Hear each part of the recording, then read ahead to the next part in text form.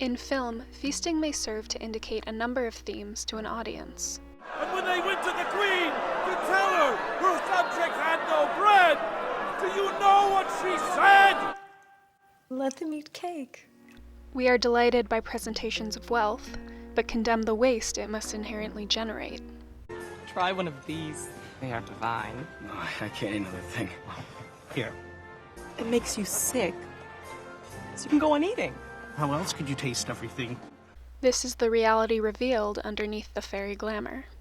Feasting may inspire disgust, the sin of gluttony being so closely associated with real bodily discomfort. Perhaps we find it easier to be suspicious or critical of feasting today, since we are all more well acquainted with the feeling of being overfed. Now fuck off, I'm full.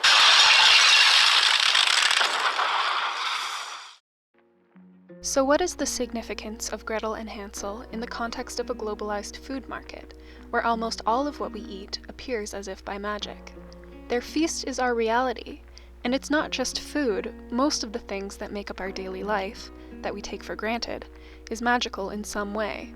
Now, by no means do I think this film is arguing that we should all go live off the land, but it does invite us to look at our consumption through a critical lens.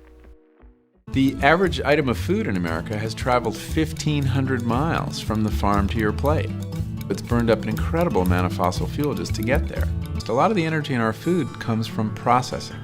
All the complicated steps needed to make a Twinkie, all use vast amounts of energy. Our contemporary food market also produces a huge amount of waste, as the destruction of excess is more cost-efficient than producing only what is necessary, or allowing for food to be sold at a loss. On the other hand, the proliferation of highly processed abundance has resulted in food deserts in many urban areas, places where healthy and natural grocery items are difficult to find or inaccessibly expensive, such that many people's diets are made up of highly processed and nutrient-deficient convenience foods. Though our contemporary food systems have the capacity for unprecedented abundance, this does not translate into a lived reality for all.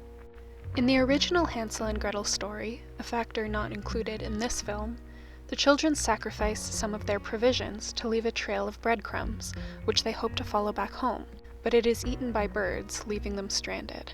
The possible metaphorical implications of this are wide-ranging. Again, we return to food. Bread is the simplest of foods, the prototype of food itself. But here, food is proven to be fallible, a finite resource which cannot be relied upon. The greater problem of the breadcrumbs, however, is that even if the children were able to follow the trail home, they would be returning to the same circumstances which forced them to leave. They would return to die.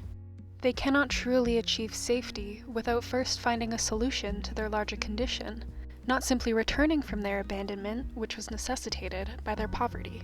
Remembering the breadcrumbs may offer us a way of thinking through our circumstances. In an age of abundance, perhaps we must now turn to simplicity for security.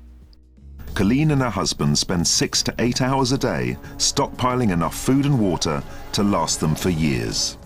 At the beginning of the COVID-19 pandemic, people were scrambling for shelf-stable basics, as fear of disruptions to our globalized food system seemed like a distinct possibility. Under a doomsday scenario, I'll be the only one standing there who has another 100 pounds to lose. Everybody else will be skin and bones.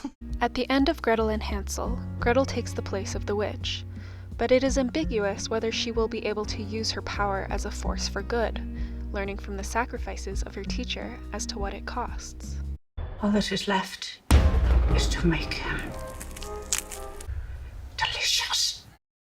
The killing of the witch offers the opportunity for a new way of living, which may offer less easy pleasure, but is ultimately more fulfilling and ethical. We have overcome the problem of scarcity that is so key to the fairy tale lore. In its place, we are left with the problem of ethical abundance.